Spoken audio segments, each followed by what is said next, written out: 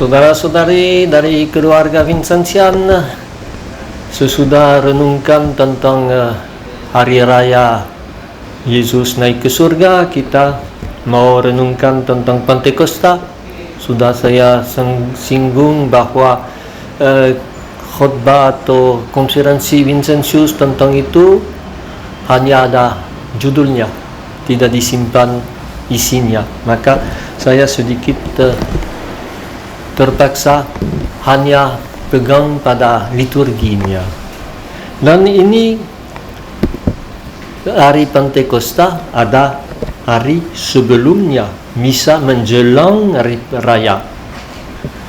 Dan dalam misa itu dipilih beberapa teks, antara lain bisa pilih teks dari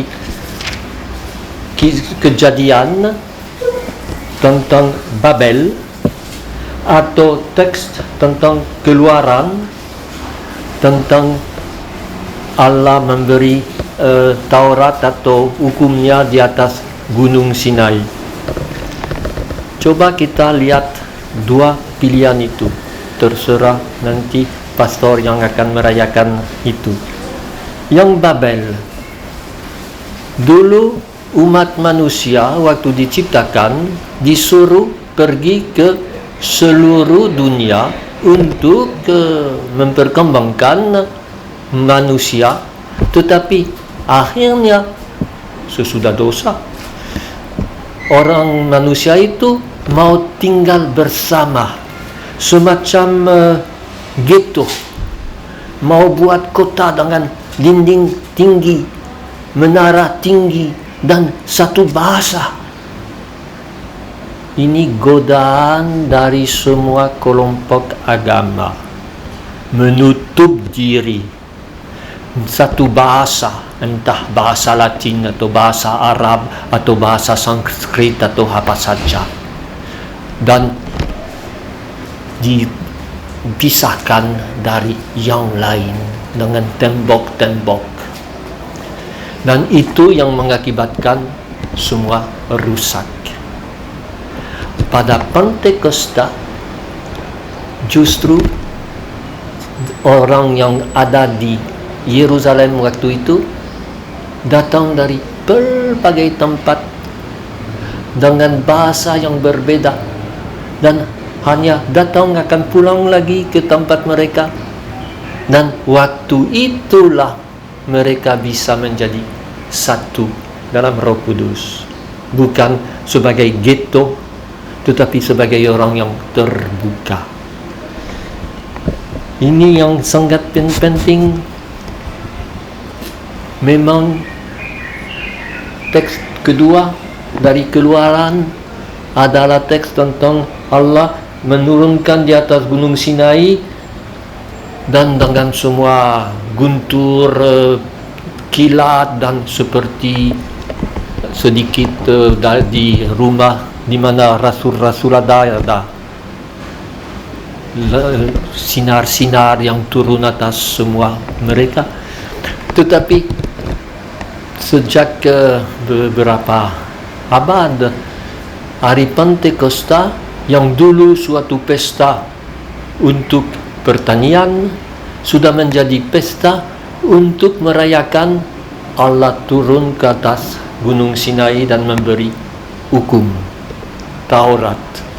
Dan justru Pentakosta Kristiani, Pentakosta kitab suci Perjanjian Lama, Roh Kudus turun untuk memberi Injil, memberi kebebasan dari semua yang menggurungkan kita dalam ghetto.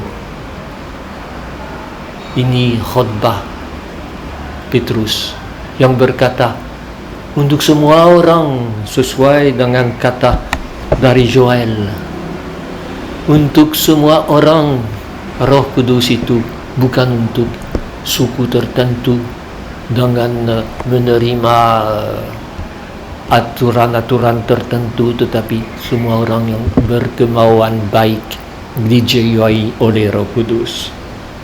Dan ini sudah dikatakan oleh Yeskiel yang berkata bahwa selesailah zaman dulu.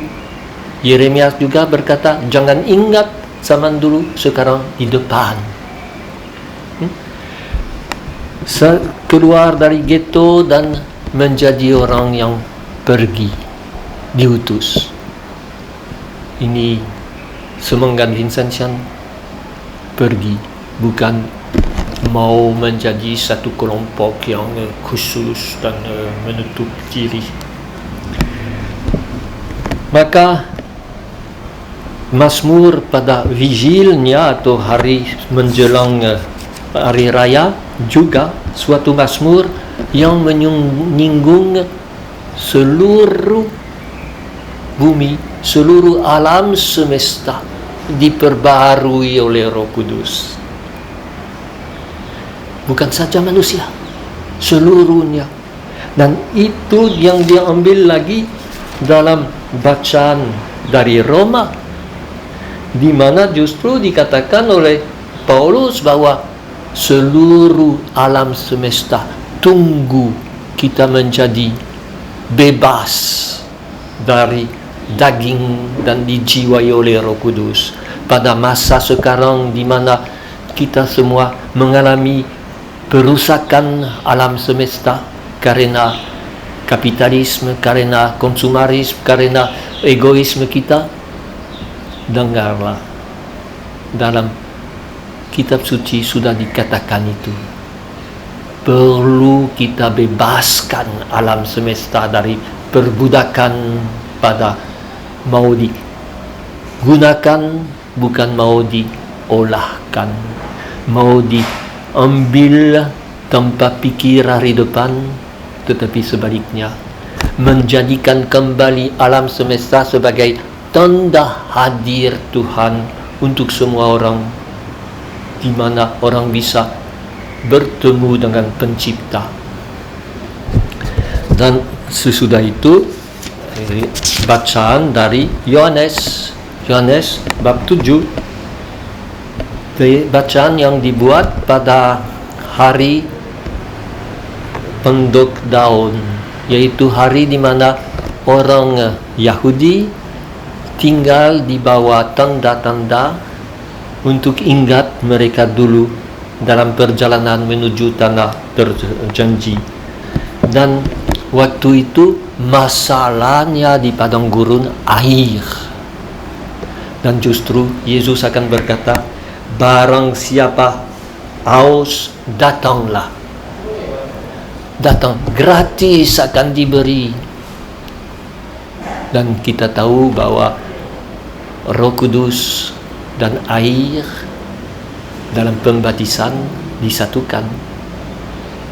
Kepada Nikodemus, Yesus berkata, engkau harus lahir kembali dari air dan Roh Kudus, bukan dulu dari air dan sesudah itu dengan baptisan dari Roh Kudus ala Pentakosta, tetapi sekaligus air lambang Roh Kudus, karena air membawa kehidupan. Dan hal ini sangat perlu kita renungkan. Nak tahu apakah banyak orang akan ikut ibadat sebagai hari sore menjelang hari raya Pentakosta, biasanya ya lebih hari raya saja, tetapi justru persiapan itu sangat penting. Sekurang-kurangnya bacalah sendiri di rumah, karena sekali lagi tidak bisa datang ke gereja. Baca semua teks itu, renungkan dan lihat betapa indah caranya gereja mempersiapkan kita untuk mengerti apa itu kedatangan Roh Kudus. Maka kita pindah ke hari raya. Dan tentu dalam hari raya dibaca Kisah Para Rasul. Ingatlah bahwa Roh Kudus dalam Yohanes diberi pada waktu Yesus menampakkan diri kepada murid-muridnya. Damai bagimu. Sesudah itu dia memberi kepada mereka. Ini yang bacaan untuk Injil untuk Pentakosta. Bacaan Injil itu menyatakan sekali lagi bahwa jangan kita terlalu memegang 40 hari, 50 hari dan secara itu. Yang kita rayakan ini pengalaman kita sekarang, seperti yang dialami oleh murid-murid. Ada perlu waktu, silakan. 50 hari sebagai lambang, 10 hari antara Yesus naik ke surga dan Pentakosta, di mana mereka disuruh tinggal, tetapi tidak tinggal terkurung. Justru Lukas dalam akhir Injilnya berkata bahwa mereka setiap hari ke Bait Allah. Mereka juga mengatur supaya jumlah 12 rasul menjadi 12 lagi dengan memilih orang baru untuk ganti Judas, dan bukan mengurungkan diri, tetapi justru mempersiapkan dengan sangat aktif. Dan di situ Maria di tengah-tengah mereka bersama dengan saudara-saudara Yesus, bersama dengan beberapa wanita lain. Maka Injil untuk tahun ini ialah justru Yesus yang menampakkan diri dan berkata, dia mengembus mereka, roh itu napas, dan dia berkata, sekarang pergilah, aku mengutuskan. Sekali lagi, seperti dalam pesta Yesus naik ke surga di Lukas, di Kisah Para Rasul. Waktu Yesus menampakkan diri menurut Yohanes di Yerusalem, hari Paskah, dia sudah mengutus. Yesus berkata, terimalah Roh Kudus. Jika kamu mengampuni dosa orang, dosanya diampuni. Luar biasa. Dan kita tahu bahwa yang berkumpul pada waktu itu bukan hanya murid-murid dalam arti singkat 12 rasul atau 11, tetapi banyak murid lain saling mengampuni. Itu inti dari doa Bapa kami, bukan hanya tugas dari 12 rasul. Dan ini karena Roh Kudus menjiwai kita. Lalu tentu bacaan kedua untuk hari Pentakosta adalah 1 Korintus bab 12, dari mana kita tidak seorang pun dapat mengakui Yesus adalah Tuhan selain oleh Roh Kudus. Santo Vincentius selalu menekankan bahwa semangat Yesus adalah Roh Kudus. Sekarang dalam 1 Korintus dikatakan Roh Kudus yang membuat kita mengakui Yesus sebagai Tuhan. Apa rupa pelayan, tetapi hanya satu Tuhan. Ini juga perlu kita sebagai keluarga Vincentian mengerti. Kita berbeda-beda dari kelompok ke kelompok lain. Walaupun mengakui Vincentius sebagai pelindung, berbeda, tetapi justru kita dijiwai oleh satu roh demi pelayanan orang yang justru jarang dipelayani. Kita semua, baik Yahudi maupun Yunani, baik budak maupun orang merdeka, telah dibaptis dalam satu roh. Waktu dibaptis, bukan pembaptisan nggak tahu yang sesudah itu, menjadi satu tubuh. Dan kita semua diberi minum dari satu roh, air yang sudah disinggung tadi dalam Injil pada pesta Pendok. Cobalah kita justru mengerti bagaimana Roh Kudus menolong kita untuk keluar, bukan menjadi kelompok yang istimewa, untuk merasa bebas dan untuk membawa kepada orang lain kemerdekaan itu, membawa air hidup, membawa roh yang tidak disimpan untuk orang yang mengakui Pentekostis atau mengakui karismatik atau semua, dan lebih luas dari hanya orang Kristiani. Ingatlah bahwa Roh Kudus turun atas yang Cornelius sebelum jadi baptis, bukan sesudah. Memang untuk sesudah itu di Samaria orang dibaptis tetapi belum terima Roh Kudus, karena pembaptisan itu justru ada cacatnya. Tetapi pada umumnya seperti yang dikatakan oleh Paulus dalam 1 Korintus, kita dibaptis dalam Roh Kudus waktu kita menerima sakramen itu. Kita lahir kembali dalam air dan Roh Kudus. Kata-kata ini diulang-ulangi tentang meditasi, tentang